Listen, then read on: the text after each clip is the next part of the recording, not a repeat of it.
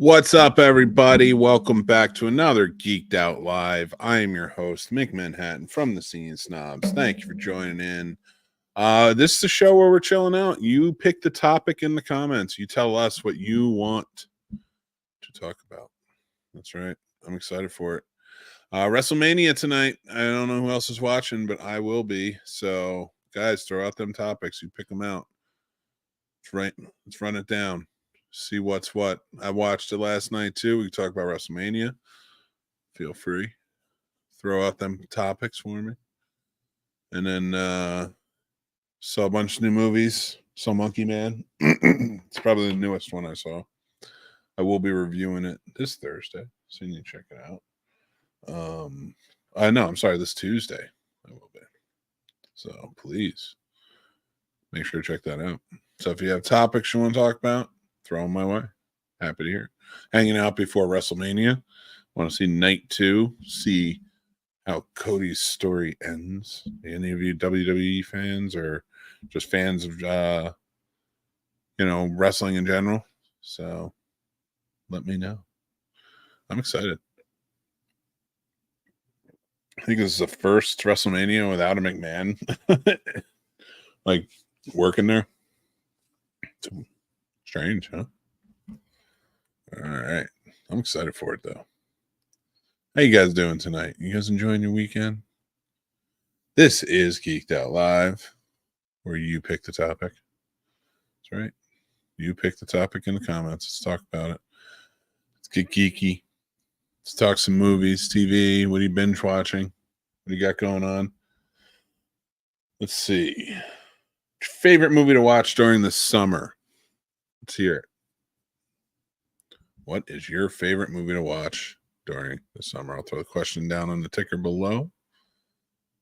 And we'll start there. That'll be our first one. Summer's right around the bend, even though it's cold as hell out. Anybody else cold out there? There we go. All right. Start there. There is our topic. Unless you guys have something else you want to talk about, throw it out in the comments. But right now, talking favorite movies to watch in the summer. I mean, I definitely, Return of the Living Dead. It's a great 4th of July movie. All right. Don't judge me. I watch Summer Catch it's a guilty pleasure, but I watch Summer Catch every summer. I have to watch it. I love it. So there's some. There's a few more we'll talk about. Not a movie, but I try binge Gravity Falls every summer. Wow, that's a great one. I watched it for the first time last summer. My youngest got into it, and I had never seen it before. And I'll tell you, the show was fantastic. It was a really well done, thought out show. It's like a very smart show. And I was like, how does this show not exist anymore? It should. Like, I've seen other shows that are still going on and they're bringing back this, that, and the other thing. It was such a fantastic show. I wish they had kept that going. It deserved it. Even for adults, I don't usually watch animated shows. Not that I have anything against them. I just don't. I don't know what it is. I don't guess I don't naturally gravitate towards them. Again, not that I'm against them. I definitely watch them when I can, or if I find something intriguing, but they're never like my go-to. So that was one people had talked about, said was really good, and I watched it. I liked it. And he wound up watching it twice that summer, and I sat back in for a few of the episodes. They're really good. Yeah. So we're talking about Gravity Falls. We're talking about what's your favorite movie to watch during the summer. We said a few different things. James from James MCD Reviews said Gravity Falls. He tries to binge watch that. It's a good one. Yeah, summer feels more like watch TV than I guess correlate just movies to it. Because that's what it was back in the day. TV was all reruns. That's when you caught your shows again. If you missed them 1 week, that was a nightmare. Really was. I'm sure a lot of us remember. But yeah, for anybody who doesn't, for anybody who may be watching this later or maybe too young to remember, because I was actually recently in a setting where I was with a few different people who were like in their lower 20s and they didn't understand certain references. And again, it's not a stupidity thing because, like, most people would jump to, especially old people would especially jump to. It's like, well, they're stupid. No, it's not stupid. That thing doesn't exist anymore. Why would they know about it? Like crank windows or stuff like that. Like that when like I was a teenager when I like there was like no more crank windows. So how do you expect anybody who's like maybe like 15 now to even comprehend that you used to have to roll it up? So like stuff like that. So like when I'm talking about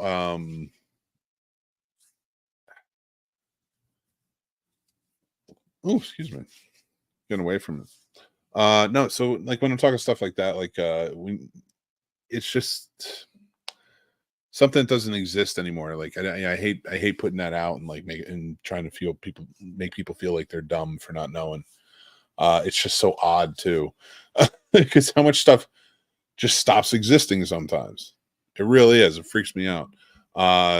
When I start thinking back to stuff like when I was a kid, um, what existed doesn't exist anymore, and that was the thing. Like reruns and with TV, you watched all throughout all 22 to 25 episodes of the season on TV, week after week after week.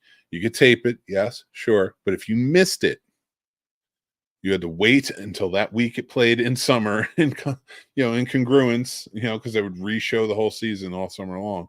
And you would wait until it popped up and hopefully see it again. And then eventually they started making them on tapes and stuff like that. So it got a little easier, but man, that was a killer. I really did. That was one of the things that I don't miss. Summer's always crowded in terms of new movies. So that's where a lot of my attention goes. I get that. Greatest summer film ever. Well, okay. So Derpy. I like the question, but which direction do we take the question? Is it greatest summer film? Well, let me put it back up so just anybody watching they can see. Greatest summer film ever. Is it the greatest film to ever come out during the summer ever? Or is it the greatest film about summer? Or is it greatest blockbuster? Because that's tough. Well, I don't know. What would be the greatest blockbuster of all time?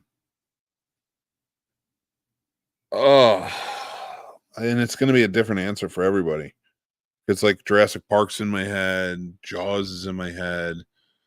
Not even like Star Wars. As much as I love Star Wars, but I'm just thinking about like greatest film. Like what is, and I don't know that I could put Star Wars above Jurassic Park.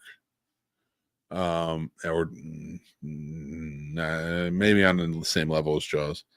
Um, yeah, I'm thinking about that. So, all three, I guess. So yeah, now I'm thinking about the one. Batman '89. Can I just say, Batman '89 was like a phenomenon. That was insane. I remember, and just being a kid watching that because I liked comic books, so I did know who Batman was. I did not know to the scale they were going with. Like I knew Batman from the old TV show and from the golden age comic books. Which is like where most of my like issues came from. And then you roll into Batman '89. So like the Dark Knight Returns, stuff like that. I hadn't read that yet. I was a little kid. I hadn't read that those issues. So I didn't know that it was going to go that dark. But man, was that a fun time leading up. Merchandise was insane. Everything was just awesome surrounding Batman. Remember, buttons were huge. People loved buttons, and Batman buttons were everywhere. I mean, a whole bunch. just the music, everything. Like Batman was influencing like everything, and that was like a huge turning point for sure. But man, I that might be up there for summer films because that again, I'm not saying like which one made the most money, which one might be the most artistically like the best movie, this, that, or the other thing, but like Batman had a lot of influence. But then you could argue Star Wars, Star Wars has left a legacy. Um, Even especially in terms of merchandise. But Batman, yeah, it was like a weird phenomenon because like nobody cared about Batman. Nobody really talked about it unless you like read comics. Nobody really cared. You watched some of the old reruns, but it was a joke.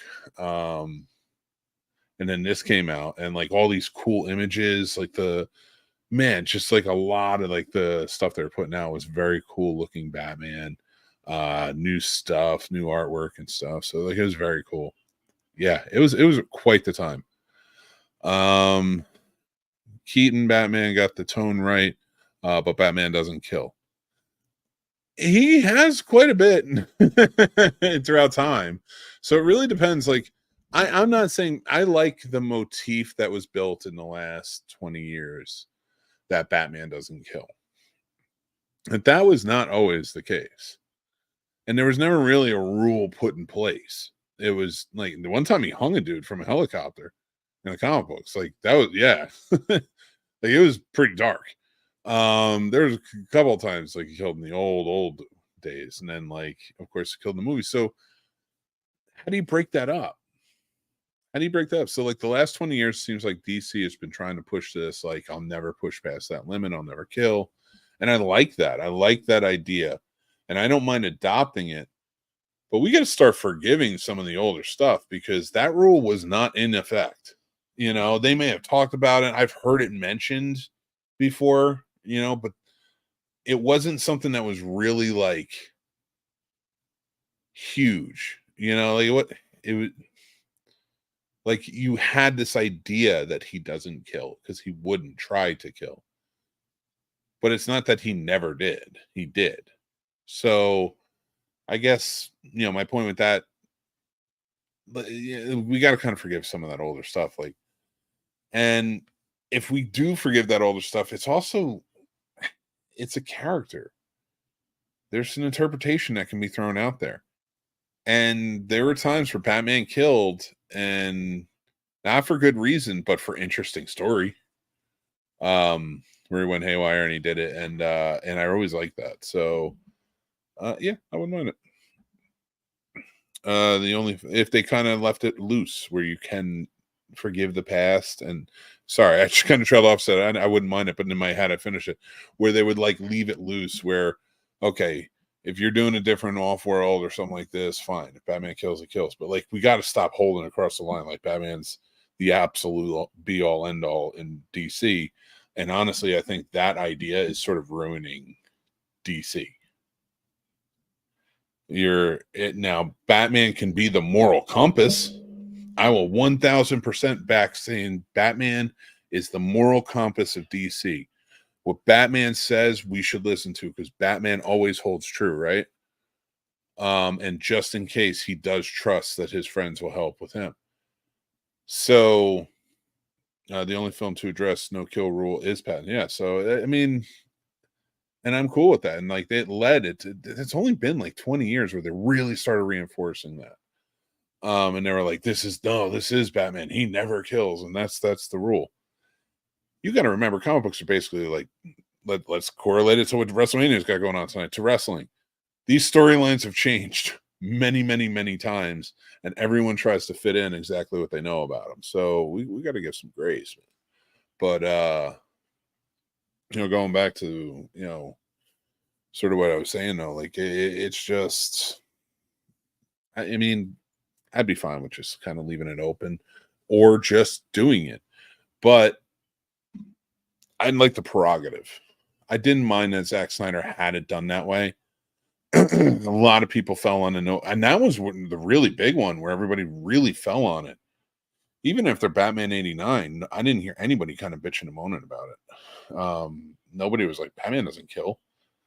And you go back and read The Dark Knight Returns. It's like, Yeah. So yeah, and then because they did it again in Batman Returns. So like it wasn't like something that was like really outlandish, and they were like, no, no, no. And I'm trying to think of Batman Forever and whether he did in that.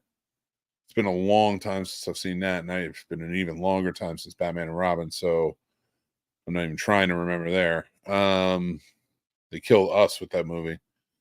Yeah, so like it just really depends. So like, I mean, he might have killed in almost every freaking movie. He let all those people die in Batman Begins, and then adopted the rule I don't kill. That might be the starting point. That might be the real push. Like people like the Dark Knight so much, and he's like, I'm never gonna kill, I'm never gonna do that. Um, Try and save everybody push after questionable morals. But then at the same time, if you take that, and this is really, see, you can't stick me with these topics. That's what happens on Geeked Out. I start going all over the place then, because then what Batman did at the beginning by letting all those people die in those explosion of fire, or not saving them, as he said, he slayed Duquesne. But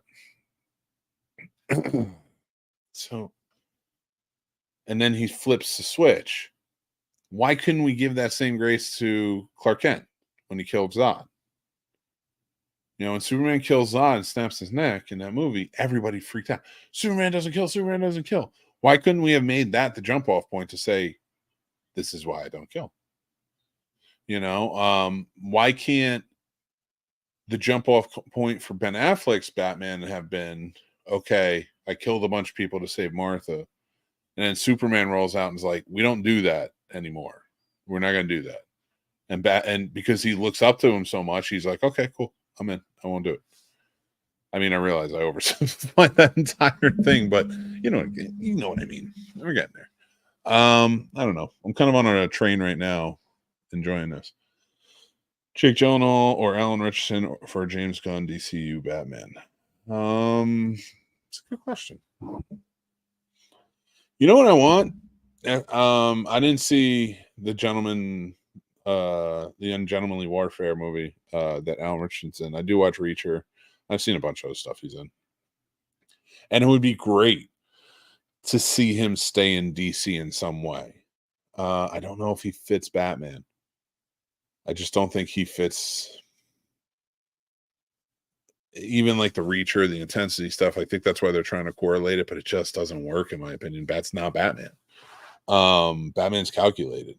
Not to say that Reacher's not smart, but he is a reactionary, and Batman's not like that. So like them correlating those two, and I know Richardson says he wanted to play Batman, but I feel like that'd be a missed opportunity for him, because I know there's somebody in the Justice League. He would make a great Hawkman. He would make a great Hawkman, Alan Richardson. Hawkman would be really good.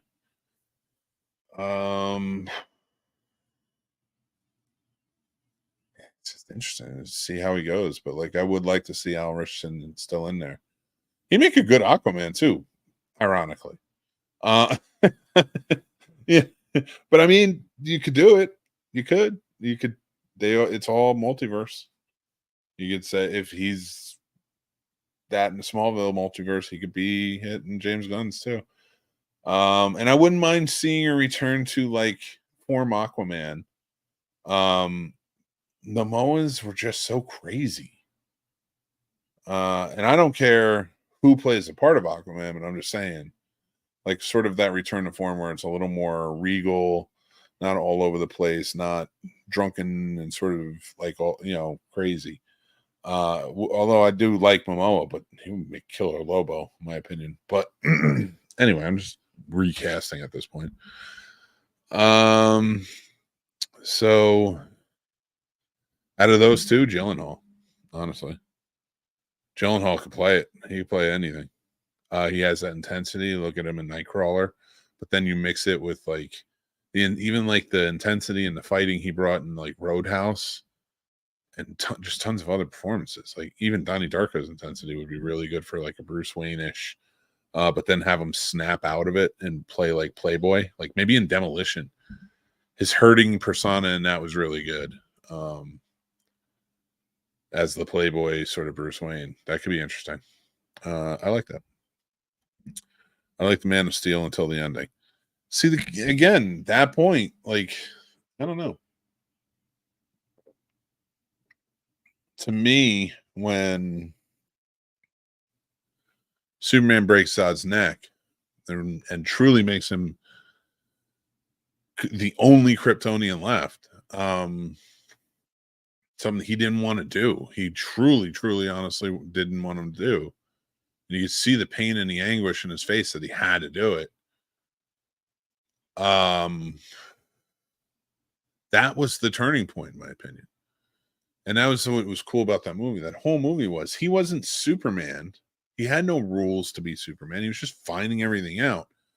He was so new to it, comes into, he's still young, he's still like very fresh in many ways. He gets in this big fight. That's why the city's getting torn up. He doesn't know how to fight. Who's he ever fought? You know, who's Superman ever fought for real growing up in that movie, in that world? No one. He has not fought anyone. So now not only is he fighting somebody and he's fighting them and they match him in strength and power and everything else, they're also like military. So, and they want to destroy the world. They don't care about anything. And he's got to fight them. He's got to take them on. He's got to do all this. He's trying to figure it out. It's not like he has super strategy or anything to do this. Like, it's just, he's figuring it out as he goes. So once you get to the ending, I completely understood why it was like decimated so many things. It was just a bold move. It was a bold move for your Superman, like for an introductory Superman to take out Metropolis. That's a hard on a lot of DC fans. We love Metropolis. Metropolis doesn't get taken out. Not like that. Not in that. Not in a way. Not in your first outing. That's too much. Like, and I think James Gunn's going to understand that. James Gunn gets that. I think he understands that side of the comics of it. Whereas listening to Zack Snyder talk about it, and again, talented filmmaker. In my opinion, when he's writing this stuff, he's like, I just want to do it my way. And I don't think that's unfair. If somebody puts you in charge and says, okay, make this universe, and he's like, I'm going to make it my way. Okay, I think they should have. I think if we pressed and let him make it his way, it would have been interesting. But we didn't. We didn't let anybody do anything they wanted to do. Studio's an idiot, and they reacted, and it's crazy. And it screwed up a lot. It pissed me off. But we could have had something really special. Ooh, my sling is off. The Dark Knight wasn't the first to address the no kill. No, well, animated films because in the animated show there was no kill. That might be the precedent. Like in the anime, I don't know which one. Like, I mean, he didn't kill in any of them. Well, he didn't kill in any of like the kids shows, like the animated series or Super Friends, stuff like that. I don't know in every movie every animated film if he killed or not. I haven't seen everything, but for everything I've seen a lot. Like, I don't ever remember him killing. I think that was always a rule too. So again, it was established, and I think that's probably where we have to point fingers and say, okay, that's where the no kill rule comes in. Superman always touched on it. Superman never wanted to kill. That's why I think that was so effective to say, okay, I have to kill. I can't control this situation anymore. I'm in over my head. And then after he did it, it was like, never again, never. I know what that feels like, and I'm never going to do it again and make that ultimate choice. Batman has no problem killing. In fact, he's scared of it. That's why he didn't want to be that guy. He doesn't want to be the guy who killed his parents. So that correlation, like it's beautiful how like the parallel plays off each other. But I just, Zack Snyder had it. Looking back at it, I kind of wish he had a chance. And I mean, there's a lot of things. Like, he had personal tragedies and other things happen, and more, thoughts and prayers with him on that. Like, but and not but when it comes to the series, I do wish like we could have seen his ultimate vision, or he would have explained in some way. Maybe write a book. That'd be kind of cool. It'd be cool if DC let Zack Snyder or someone come in, like the comics, and maybe write his version. I would love to see his vision for the Justice League movies that he was putting together, all played out over graphic novels. I think that'd be fantastic. So somebody get James Gunn on the phone, and whoever the president of DC is, Jim Lee still? I don't know if it still is, but get him on the phone and get Zack Snyder in, say I'm sorry, and let him do a graphic novel on it. I think it'd be great. And then we would see what his whole vision was, and then maybe finally come to fruition. We'll see what happens there. Yeah, I did. I really enjoyed all of it. I think it's a great time, but yeah, well, I'm glad we got to talk a little DC tonight. I'm super excited for WrestleMania 2. It's been like 3 or 4 years since I watched. I after how they handled 2020 and everything, I was like, I gotta take a break from wrestling for a little while. Well, not wrestling, but WWE. And with everything coming out, but now that most of it's gone, checking it out. Enjoyed last night. First night was pretty good, so I'm excited to see where it kind of goes from there and how this all plays out. So if you guys are watching, let me know. Top 10 comedies. Ooh. All time? Oh, I don't know. I don't know all time. I don't know if I can do all time. Wow.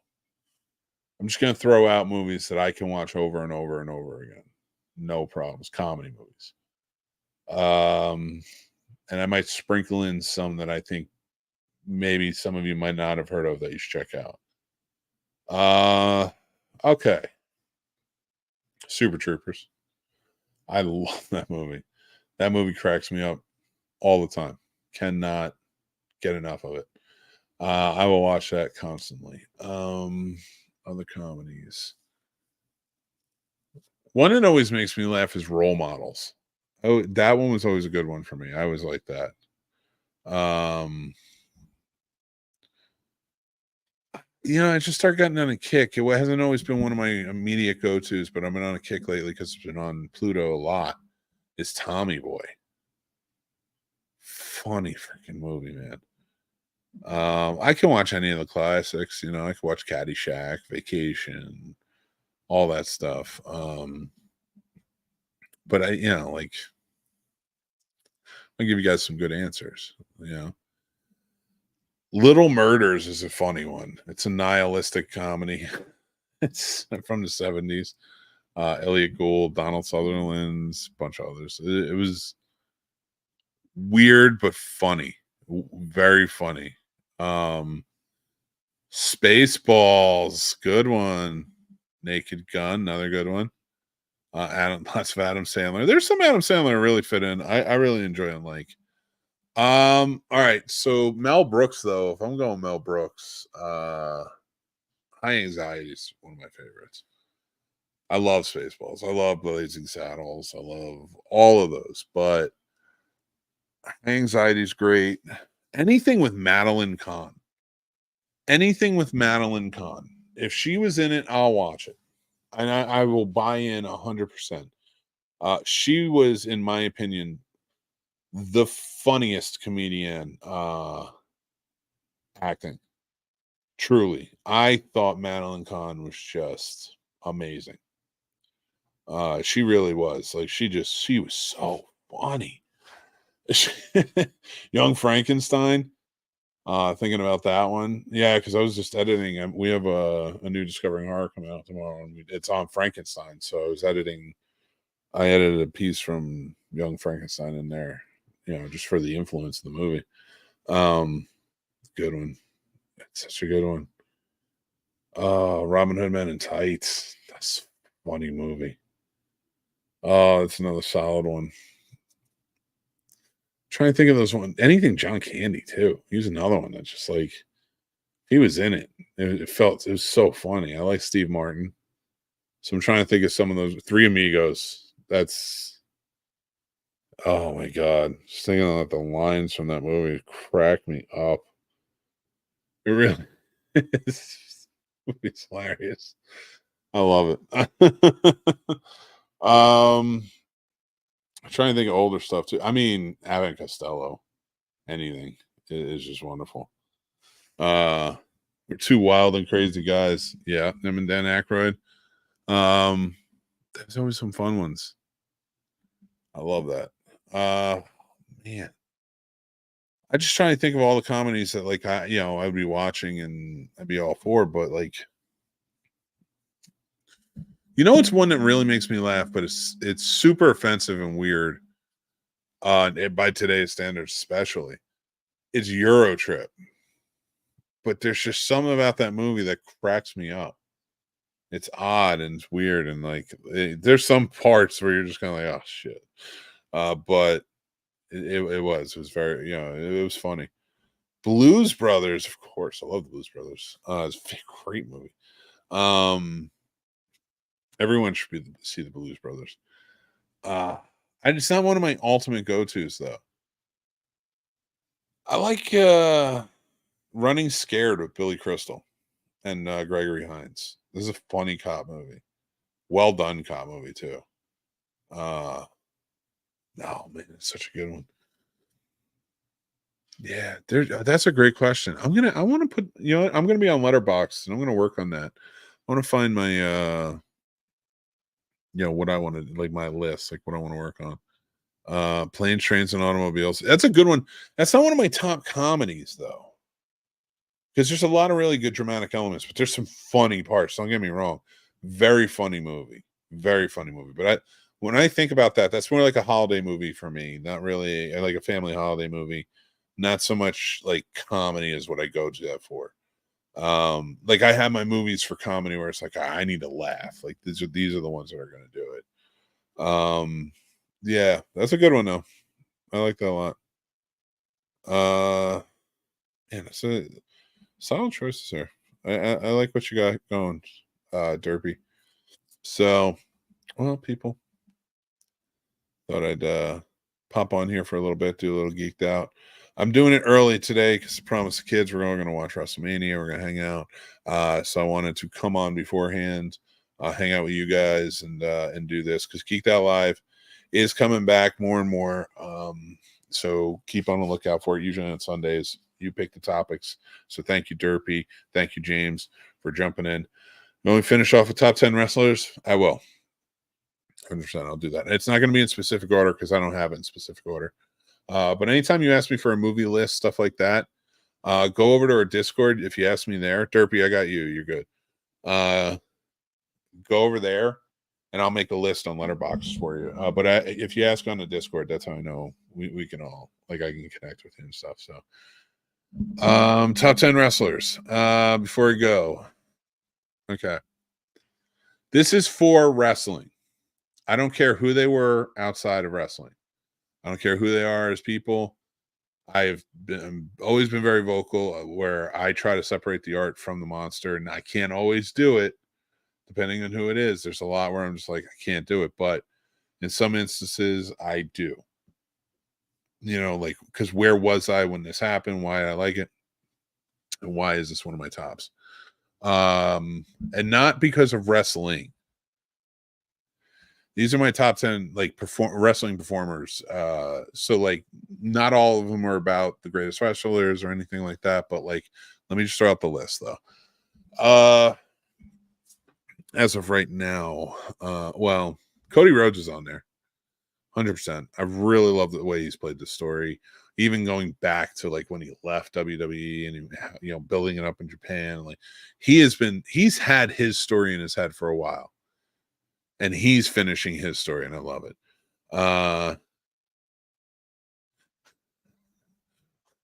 Don't worry, Derpy. Save best for last, all right? So so Cody Rhodes definitely on there. The Rock is definitely on there. Stone Cold's definitely on there. Hogan is on there. Hogan was big in my childhood. and so was Andre. Those are the two big ones from the 80s that are going on there. I'm not saying I love so many others, but those are the two big ones. Then Michaels, Bret Hart, of course, Taker. I give a lot of respect to Cena. He's entertaining in the ring, and he always has been. Even when he comes back, he's very good, and that's why I think these guys are always the big stars. Like they are the entertaining ones. And I think I have one more. I'm trying to think of somebody newer because there's so many amazing talents right now. I really dig what Roman Reigns has been doing the last few years. So I'm going to give it to him. Roman Reigns, he's going to go on my list. I do love Triple H. I love the Nature Boy. I love Randy Savage. Listen, you threw me on the spot. There's a lot. Like, I would really have to think about this, but like, if I'm throwing out a list right now while I'm on the air, I'm throwing out those names. Now, some may be substituted, some may be brought in. And I'm basing it not just on like what matches made me feel good, who stood out to me in my life.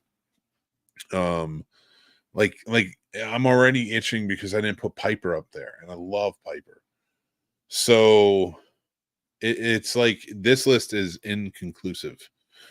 Goldberg's not on my list. Goldberg is 100% not on my list. His run, I'm sorry, his run is part of the reason that ruined what could have been something good in NWO. I don't blame him for it. I don't think it's his fault. And he did it well for what they had for him. But I have a lot of problems with that whole run and what it did to that company. Because let's face facts, it left other people not being able to be champions. Or not champions, but like he was slaughtering everybody. So it wasn't building a lot of people up at that time. It was a lot of like he was making jobbers of like famous faces. Some people were leaving. It was messing up storylines. There's just a lot of times where it was chaos in it because they had a star and they wanted to run with it. And that was like my biggest issue with those Bischoff years was like once he started getting really involved in the stories, like Vince was doing. Vince was being strategic. I don't think Eric Bischoff was. And testament to like how it all played out. But not saying he's not a smart guy. Doesn't know. He knows the job, he knows the career and he knows what he's talking about and what he's doing.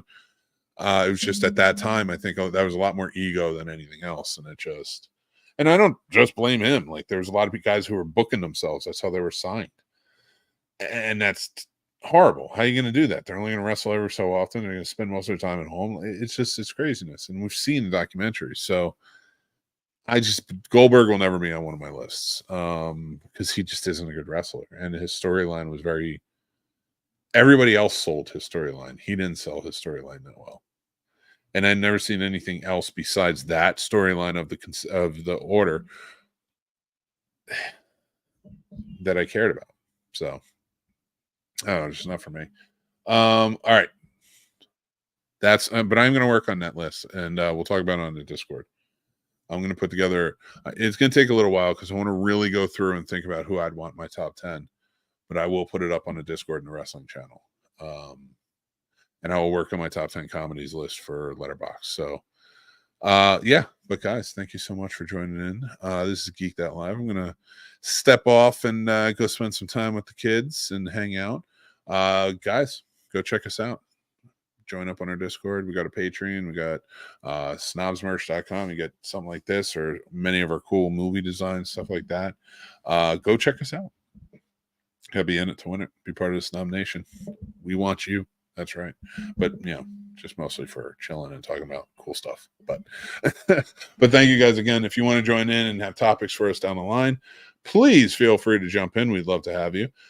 Super excited about that. So until next time, I'm Mick Manhattan. So be kind, stay classy, take care of yourselves because that's important. And I'll talk to you guys very, very soon. Bye. Uh-oh, it didn't work.